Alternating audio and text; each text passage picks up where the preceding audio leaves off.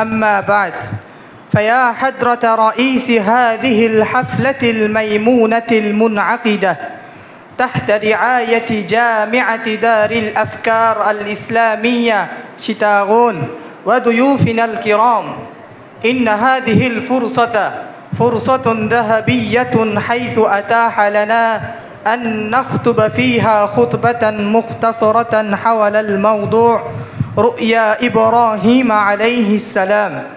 أيها الإخوة في الله، إن خليل الله ونبيه ورسوله إبراهيم عليه السلام عاد إلى مكة بعد مدة كثيرة، ولقي زوجته هاجر وولده إسماعيل عليه السلام. وكان إسماعيل ولدا صغيرا يجري ويلعب ويخرج مع والده، وكان إبراهيم يحبه حبا جما.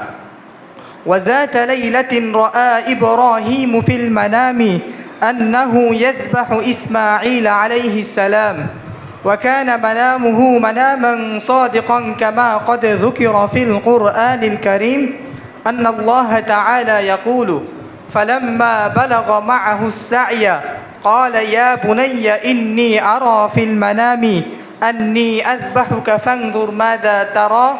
قال يا أبت افعل ما تؤمر ستجدني إن شاء الله من الصابرين. فلما أسلما وتله للجبين وناديناه أن يا إبراهيم قد صدقت الرؤيا إنا كذلك نجزي المحسنين، إن هذا لهو البلاء المبين، وفديناه بذبح عظيم.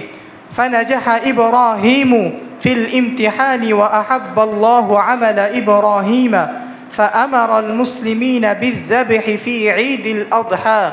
فصلى الله على إبراهيم وسلم وعلى إسماعيل وسلم. وعلى هذا أختم كلامي. السلام عليكم ورحمة الله وبركاته.